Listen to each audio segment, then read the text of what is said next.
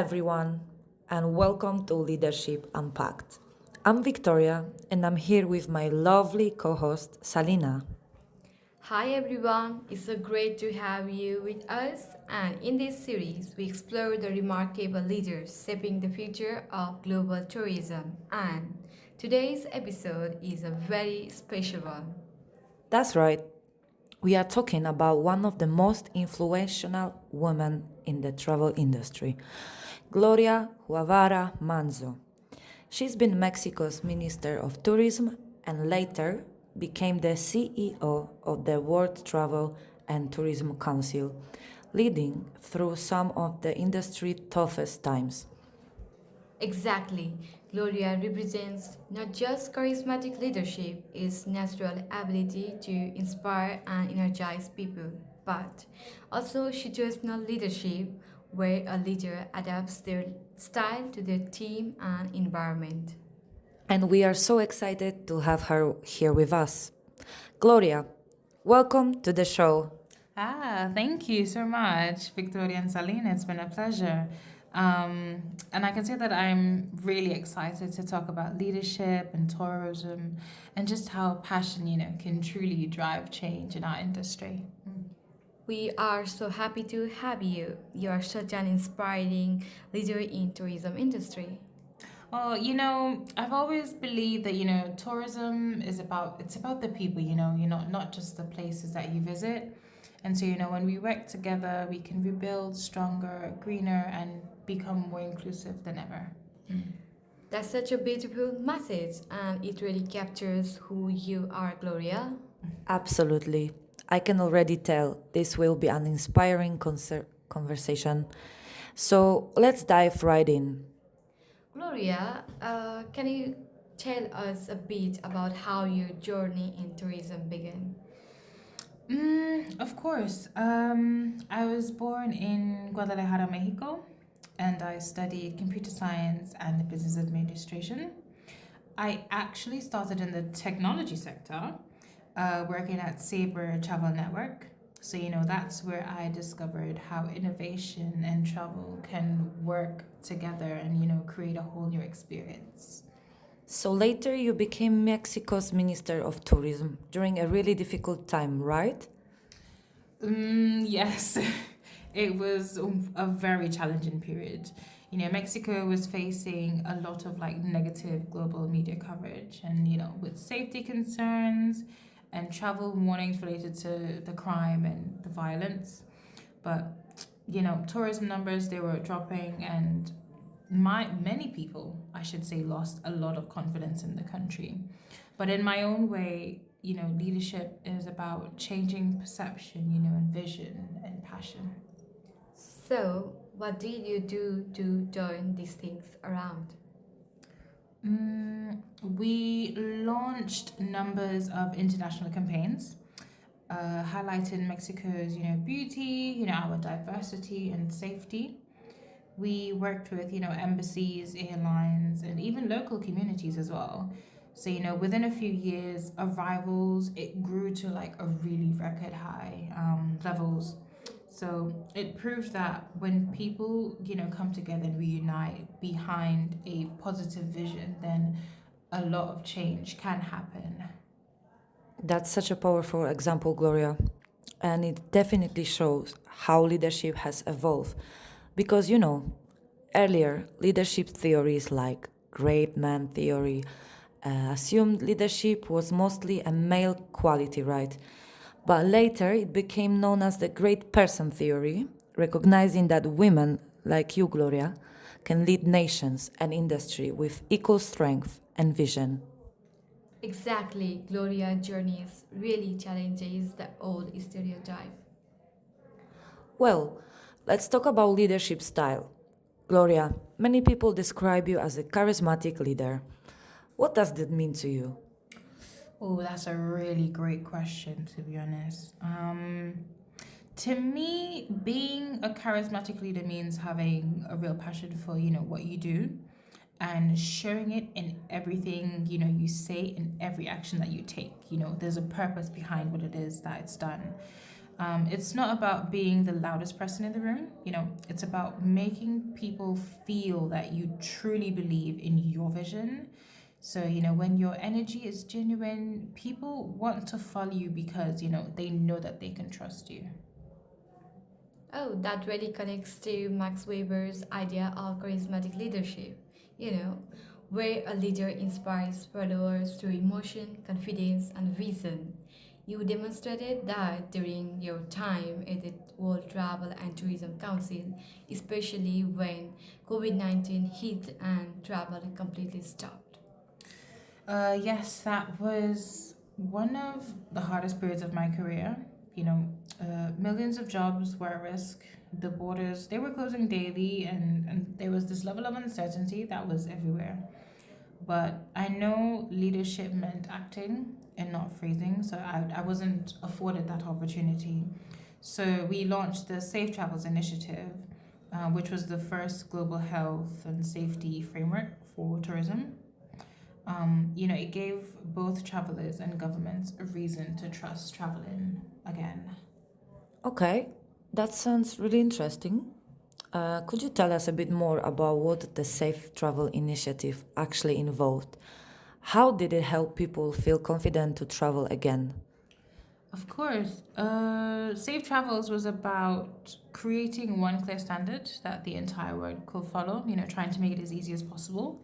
We brought together experts from like health organizations, airlines, hotels, and also tour operators, to design these simple guidelines, like how to clean safely, manage the crowd, and also train our staff as well. So, when travelers saw the safe travel stamp on a destination, they knew that it met safety standards and that they could trust it. So, was it like a global trust mark for tourism? Exactly, yeah. It was basically that, to be honest. And the best part was that it wasn't just for big companies, small businesses could also join as well. It gave hope to a lot of people who depended on tourism for their livelihoods. Let's move to adaptability. That's where the situational leadership theory by Hershey's and Blanchard really fits your story. Basically, this model says there is no single best leadership style. Instead, good leaders adjust how they lead depending on their team's level of readiness, their competence, and commitment. That's right. It includes four key styles: directing, coaching, supporting, and delegating. Early in a crisis, when people are uncertain or anxious, leaders need to be more directive. That's the telling style. But as the confidence grows, a good leader shifts towards supporting and delegating, which means empowering others to make a decision. Yeah, that's spot on. When COVID began, my team needed clear direction and reassurance.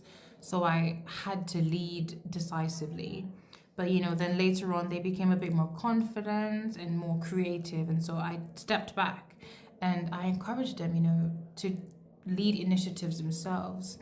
I strongly believe that situational leadership is about reading the people around you and knowing when to guide them and just when to take a step back and to trust them. So you're literally presenting us that great leaders don't cling to one style. They evolve with their team, right? And I think that the balance between charisma and adaptability, leading with heart but adjusting with strategy, is what makes your leadership so effective. Well, Gloria, you've mentioned vision and adaptability, but let's talk about communication. How important is communication for a good leader? Wow, you girls are really, you have a hot trail with these questions. um, I could say that it's absolutely essential. Without communication, leadership doesn't exist at all. So, during the pandemic, I spent hours every day speaking with government officials, CEOs, and even flight attendants. Everyone needed clarity and honesty within those moments. Oh, that must have been exhausting but so necessary. So, what would you say is the key to strong communication? Listening, most definitely listening. Many think leadership is about speaking, but it's more about understanding. Like you need to be an active listener. You have to listen to their fears, to their ideas, and even feedback as well. The best communication is it's transparent, it's being respectful and having that consistency. Well, that's a great insight. So, for you, effective leadership communication is about empathy and clarity, which creating trust through honesty. Exactly. Yeah, yeah, yeah. People don't follow titles, they follow people that they can trust. Oh, that's powerful, and it reminds us that leadership is as much about emotional connection as it is about strategy. Let's talk about challenges you face and the impact you had on tourism industry.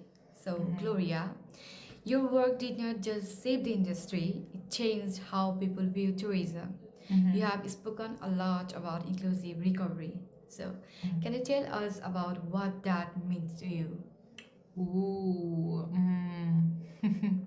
I can say for me, inclusive recovery means, ensuring that women, young people, and small businesses benefit equally from tourism.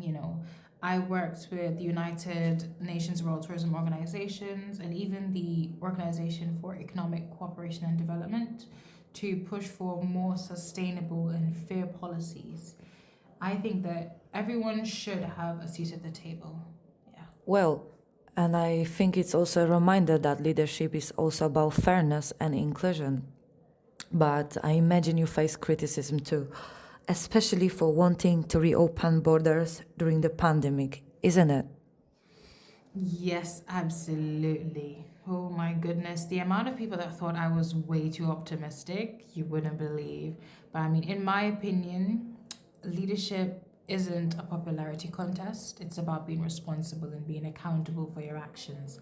So, I always base decisions on data and expert advice, but I also knew millions of families depended on us actually acting. And what I think is that where your authenticity really shines, you took risks, but you did it with empathy and conviction. Exactly. A true charisma isn't about being perfect, it's about being genuine and emotionally intelligent. Thank you, thank you. Um, Authentic leadership, in my opinion, means admitting when you're unsure. Sometimes you just don't know it all, to be honest. And from learning from those mistakes and staying connected to the people, like you can have an impact and quite frankly make a change. So that's how that level of trust is built. Wow. This has been such an inspiring conversation, Gloria. Thank you so much for sharing your experience with us. Yes, honestly, it's been amazing hearing your journey has given us so much perspective on what it really means to lead in the tourism industry. I really do admire how you remind us that leadership is about courage and compassion working together. The way you balance vision, adaptability, and compassion proves that the great leadership it's about true connection. So, absolutely, and if there is one thing I'm taking from this is that leadership is journey, not a title. That's lovely. I mean, it was really wonderful speaking to you both today. Thank you, and also thank you for having me. And I'd say to anyone who's listening out there, if you lead with your heart, remain true to yourself, stay curious, and just care about the people around you, you will eventually find your way. I mean, the world is literally your oyster. Do not constrain yourself to a box. Yeah. Well done, Gloria. I feel genuinely motivated after this episode. Me too. So, to all our listeners, thank you for joining us on the Leadership Unpacked. Remember, leadership starts with passion, grows with adaptability, and shines through communication. Keep exploring, keep learning, and keep leading with heart. Adios. Hasta luego.